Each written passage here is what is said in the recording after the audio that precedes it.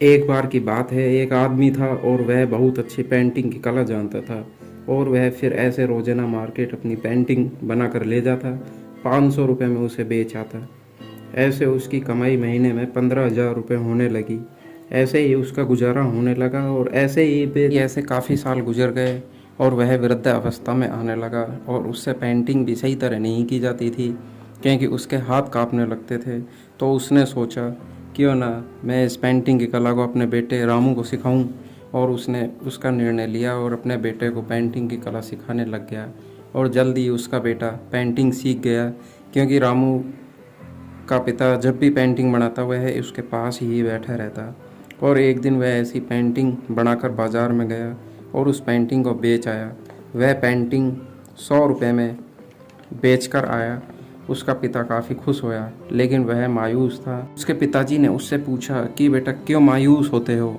उसने कहा कि पिताजी, आपकी पेंटिंग 500 में बिकती है और मेरी 100 रुपये में ही बिकी है। तो उसने अपने बेटे को समझाया और उसे और अच्छा एक्सपर्ट बनाने की बात कही कि कस्टमर को कैसे पेंटिंग दिखाते हैं, कलर कॉम्बिनेशन कैसे बनाते हैं, पेंटिंग को एक खूबसूरत कैसे बनाया जाता है, पेंटिंग का दाम अच्छा मिले। और उसने ऐसा ही किया। फिर रामू दोबारा पेंटिंग बनाता है और उसे बाज़ार में लेकर जाता है।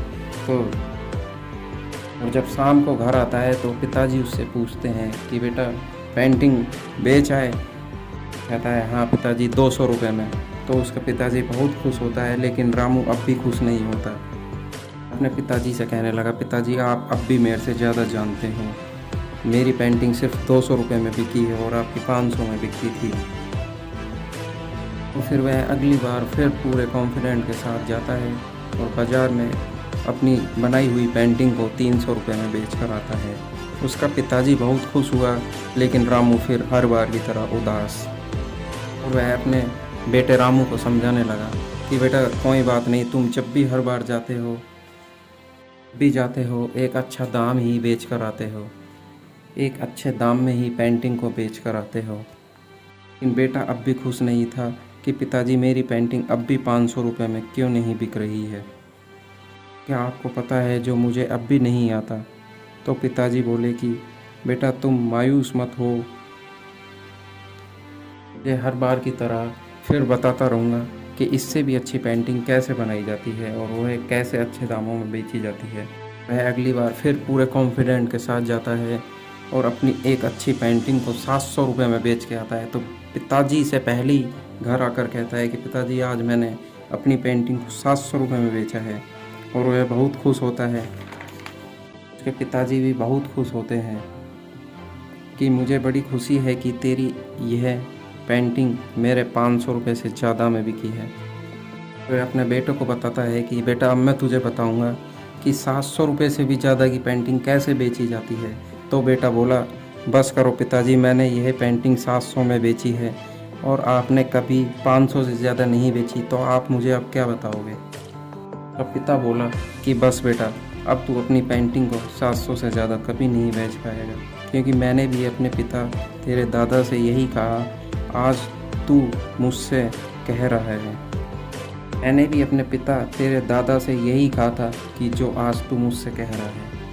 इसी तरह तेरे दादा भी खुद की पेंटिंग को 300 रुपये में बेचा करते थे और उन्होंने मुझे 500 व मुझे 3,000 तक लाने की कोशिश की, लेकिन मुझे भी ऐसे ही अपने आप पर अहंकार हो गया और मैं 500 से ज़्यादा की पेंटिंग कभी नहीं बेच पाया, क्योंकि मुझे अपने आप पर अहंकार हो गया कि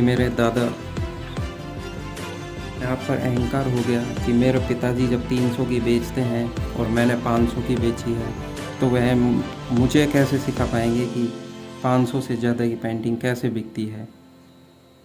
आज तू भी 700 पर ही रह जाएगा,